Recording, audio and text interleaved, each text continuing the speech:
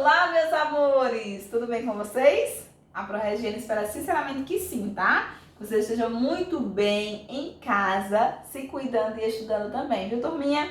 Hoje nós vamos, para mais uma missão e vamos aqui estudar o capítulo 7, tá bom? Esse capítulo 7 continua falando, do continente americano, lógico e evidentemente, mas aqui a gente vai focar um pouquinho na regionalização. O capítulo fala regionalização e integração. Não vamos trabalhar hoje a questão da integração, somente a da regionalização, tá bom? Oitavo ano, vamos lá? Então, seguindo.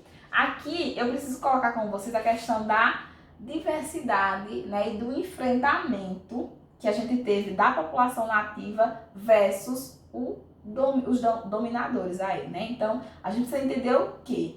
Que na América, esse continente, por ser conhecido depois, por todo o processo que vocês já sabem, houve aí uma questão de dominação, tá bom? Os europeus, tá bom, que chegaram aqui, tentaram impor os seus hábitos a esses nativos que aqui já residiam, minha gente, quase não sai. Então, a esses nativos que aqui já viviam, tá bom? E aí a gente pode colocar aqui diversas questões, tá? Vamos citar aqui a questão, da catetização dos índios, a imposição na forma de vestimento, na nossa língua, Então, nos dialetos falados que, são proibidos e tem que falar aí a língua do seu colonizador. Então, tudo isso, minha gente, foi uma imposição feita aí pelos dominadores, ok? E é muito importante, oitavo ano, que a gente observe essa estrutura que acontece, e que é bem marcante no nosso território americano como um todo, E aí, de forma acelerada, as culturas aí nativas foram sendo substituídas, tá bom? Pelo modo de vida aí dos europeus. Muitas vezes sem nem perceber que estava acontecendo, mas estava aí acontecendo, tá bom? E aí a gente já citou, todo esse processo aí acontecendo. Eu marco aqui para vocês, e eu preciso que vocês lembrem, inclusive, a questão, da questão da língua mesmo, que é um dos pontos que mais, é colocado.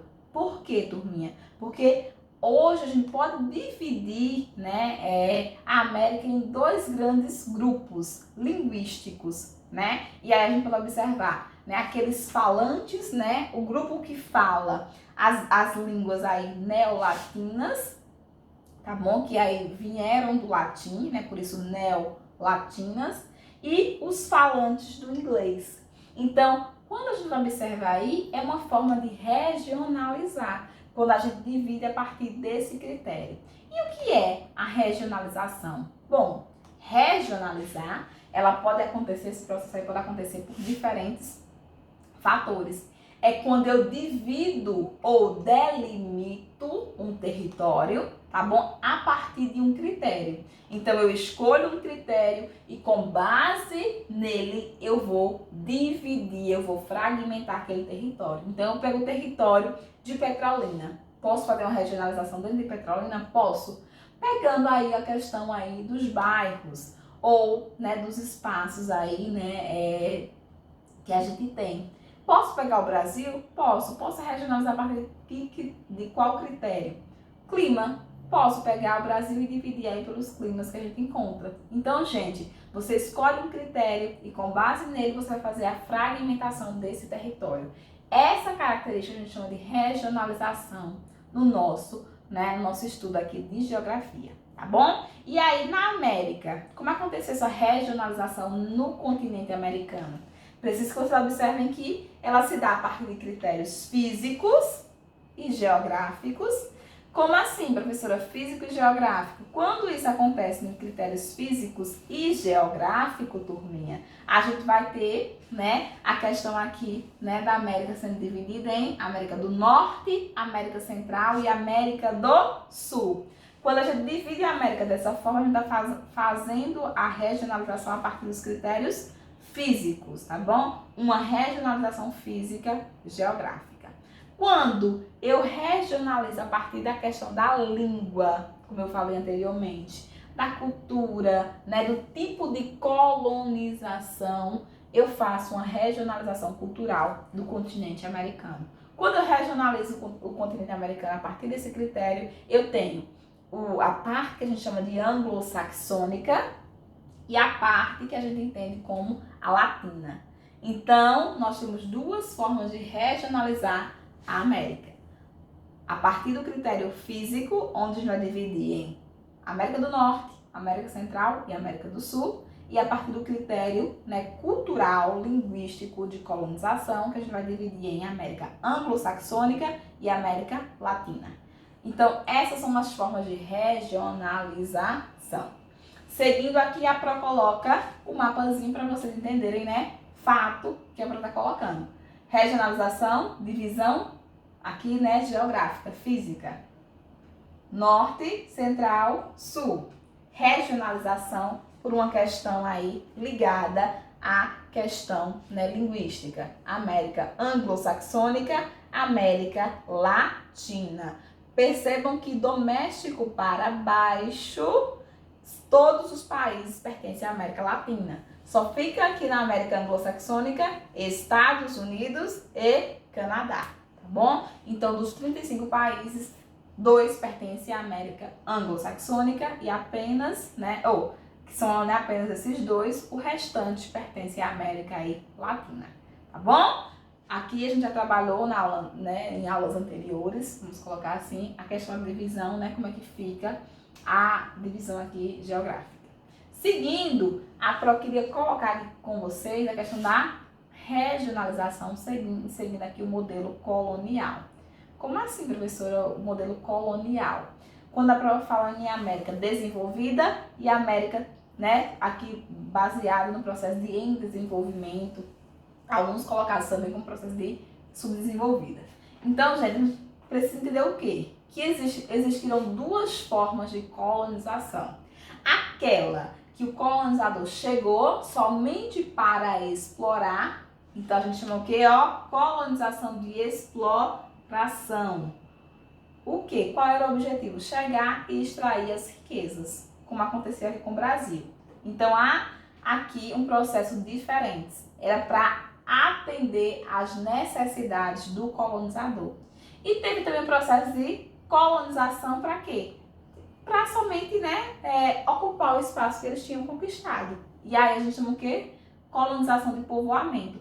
Aqui eles produziam para atender às suas necessidades, né? Então por isso colonização de povoamento. Por quê? Porque ficavam as pessoas ali, mas era somente para demarcar, né, para poder ali guardar o território que eles tinham conquistado. Tá bom? 8º ano. Então, existem essas 2 formas aqui. E aí, a gente vai ter o quê? Esse espaço que houve, né, a colonização de povoamento, vai ser um espaço de uma América desenvolvida. Por quê? Porque aqui a gente não teve o saqueamento dos bens, tá bom? Das riquezas desses espaços. Só quem passou por esse processo aqui no continente americano foi Estados Unidos e Canadá. Por isso eles se enquadraram, né, na América anglo-saxônica, né, também ligado a isso. E também a questão, né, da América em desenvolvimento ou subdesenvolvida, que a gente pode enquadrar aqui também, tá certo? Nesse processo aqui eles passaram por um povoamento de exploração. Aqui eles foram lá realmente só para tirar as riquezas. E aí o restante da América todinho foi feito dessa forma. Tá bom, turminha? Então, é uma regionalização segundo o modelo colonial. Que tipo de colonização aconteceu, né, aí? Aconteceram 2 formas, a colonização de povoamento e a de exploração. Seguindo aí, a gente precisa observar que há diferentes níveis de desenvolvimento dentro do nosso país. Como assim, professora? Então, a gente precisa observar que a gente tem níveis de países, né, em questões econômicas diferentes, né? Então, a gente observa que há um crescimento desigual entre as nações no continente americano. E a gente precisa observar que esses países, eles podem ser divididos aí em 3 grupos, tá bom? Os países desenvolvidos, os países emergentes e os países subdesenvolvidos. De modo geral, a prova vai colocar aqui para que vocês entendam da seguinte forma, tá bom? País desenvolvido, Canadá e Estados Unidos, que eles têm um desenvolvimento econômico, mas além do econômico, oitavo ano, eles também têm um desenvolvimento social. Isso faz com que um país ele seja desenvolvido. Ele tem um PIB, economia boa, mas ele também tem um IDH, ou seja, a questão social também muito interessante, tá certo? Seguindo essa lógica, a gente vai ter o quê? Os países emergentes. Quais são esses? Na América só é México, Argentina e Brasil, tá bom? São países emergentes por quê?